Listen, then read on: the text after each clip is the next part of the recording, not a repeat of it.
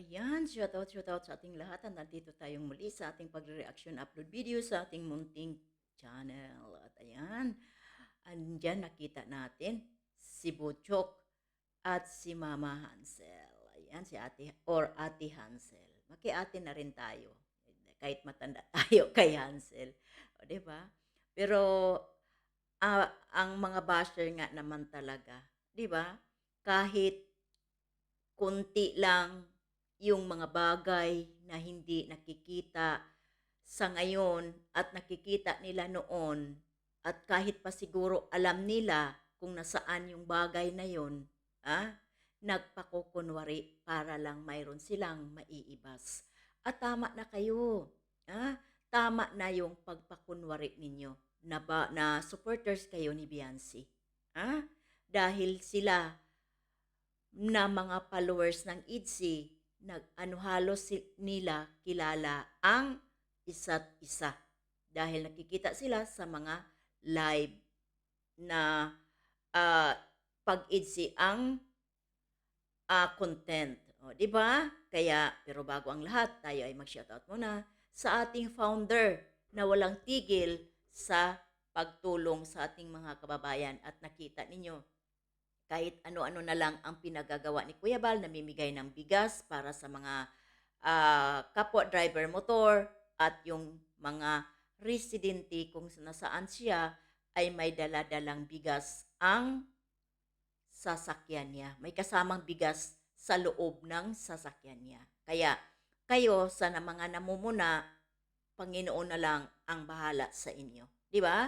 Kaya shout out kay Kuya Bal Santos Matubang at kay Kalinga Prab, anak niyang number 1, naging top 1 sa Pinoy. Yan, di ba? Kaya proud na proud kahit sinong magulang sa narating ng isang Rabuni James or Kalinga Prab. O di ba? At shout out na rin kay Ate Idna Vlogs. Proud na ina. Kahit sinong ina, pag ganyan ang natagumpay ng anak mo o na narating, talagang proud kahit sino pang magulang, 'di ba? Kaya balik tayo sa ating ano, thumbnail at tika, nakalimutan ko bago ko makalimutan pala ang mga grupo ko. Yan, shout out sa Kalingap Strikers. Ayan, sa pamumuno ni Langga Atiglo. Shout out sa iyo, Langga. Cell TV PH, Hasa 26 TV, Kaberks TV, Pugi for Life, kay Papa Rico, at nag-level up. Ngayon, si Federico Santos nagiging Papa Rico. Kaya tawagin na natin siya sa bagong bansag niya, Papa Rico. At ayan, shout out din kay sa kasamahan namin sila si Sis Magalo Mix Vlog, Maria Ligaspi Vlog, Selena Barbosa Official, Ate Lydia Nabida, Sis Lilia Siena, Sis Jacqueline Ducosin, at ang inyong taga-kuda na walang iba kundi si Hayats Mix Vlog, ang Gurang Bao. Pero proud tayo sa ating edad kung anuman ang narating natin sa buhay. Pasalamat tayo sa Panginoon na sa edad natin ngayon ay ito pa rin tayo. Kaya yan, shout out sa inyong lahat dyan. Kay Pris Berador o Javier De Leon, shout out sa iyo. At sa lahat ng mga charity vlogger partners na andyan, laging kasama ni Kuya Bal, ay maraming salamat sa inyo dahil mula noon hanggang ngayon, andyan pa rin kayo sa tabi ni Kuya Bal. Kaya,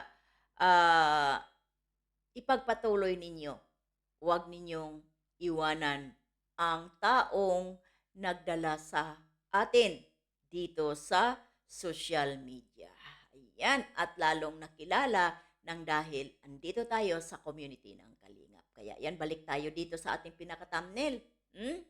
Ayan, si Butchog ang nag-blue ng candle ni Ate Hansel sa birthday niya. At ito ay si Ma'am Tita, ano ba pangalan noon niya? Si Imelda Ganer, si Imelda Ganer ang nag-sponsor sa biglaang pa-birthday ni ah, Ate Hansel o Nanay Hansel, o 'di ba?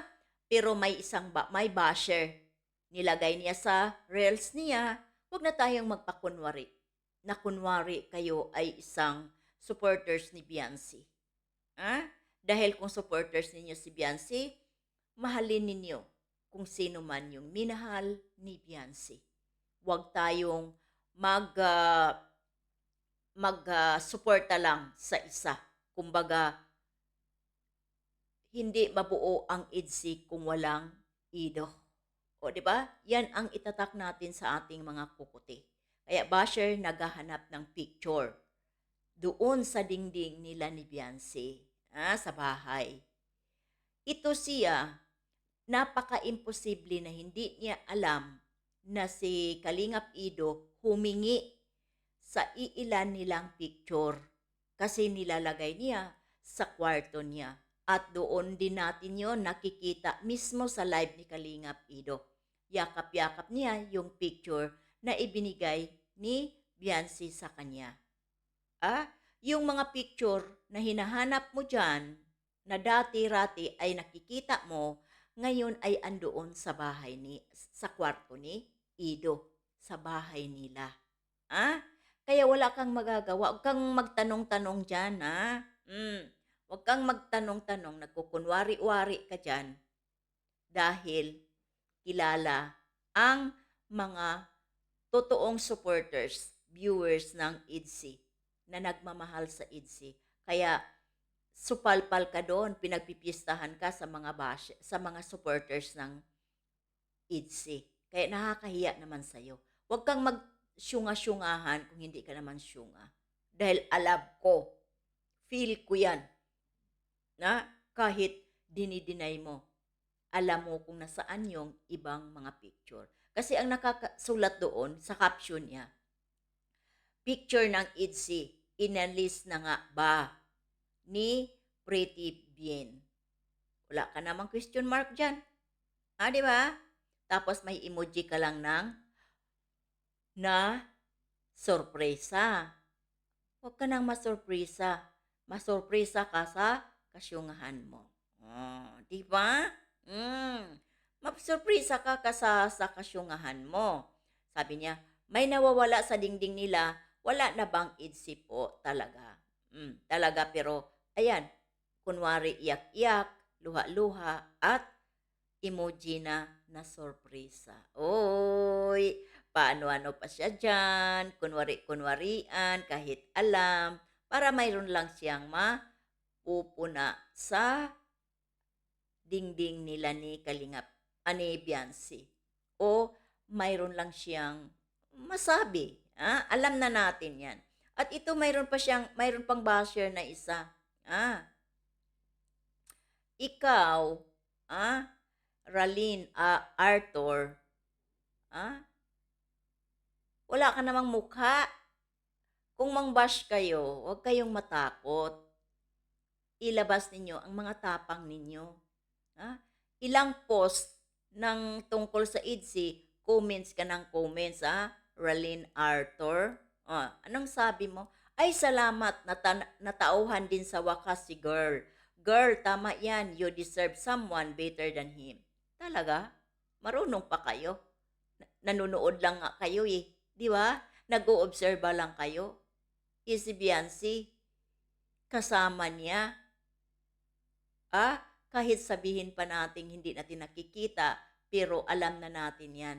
Doon nga sa sinasabi ni GP Alivio, shout out sa iyo Gpoy, kanina sa premiere ni President Berador, nasabi doon ni GP Alivio. At sinabi niya ito kay Kalingap Ido raw.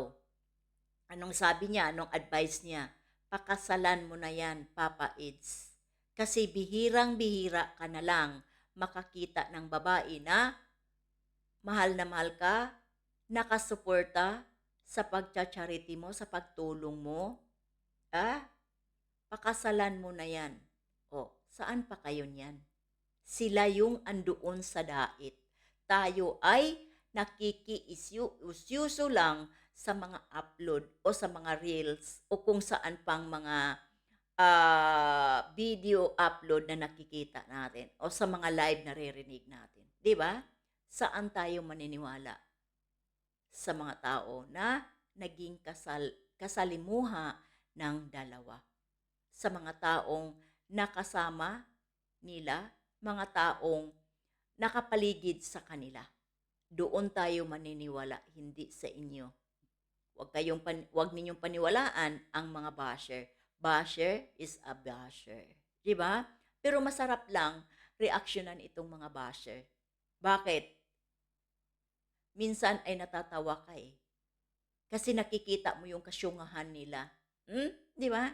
Nakikita mo yung kasyungahan, mga ah, great pretender, nagpe-pretend sila na supporter sila, may malasakit, pero sa katotohanan ay legit lang sila talagang basher. 'Di ba? Kaya basher, bash lang kayo ng bash. Kasi yung dalawa ay alam na this. Oh, 'di ba? Kaya hanggang dito na lang tayo. Bahala kayo basta si Bochog ay siya yung nag-blow ng candle ng mama niya. Kaya Ate Hansel, belated happy birthday. Nung birthday niya nung 31. At kay maraming salamat din sa nag-sponsor si Ma'am Imelda Ganer. Ma'am Imelda Ganer. Nakita na yan nila ni ah, ng pamilya ni Biancy kasi pumunta nung dibo ni Biancy at doon nagstay ata sa bahay ni Dr. Love at ang bahay ni Dr. Love ay kapitbahay lang. So siyempre, nakabanding na rin yan ng pamilya ni Biancy. Kaya Ma'am Imelda Ganer, maraming salamat sa pa-birthday mo kay Nanay Hansel. Kaya hanggang dito na lang tayo. Huwag nating kalimutan, please, mag-thumbs up at tawag dito, subscribe sa hindi pa nakapag-subscribe. At huwag nating kalimutan, suportahan ang mag-ama, ang kalingap. Kaya bye-bye and God bless sa ating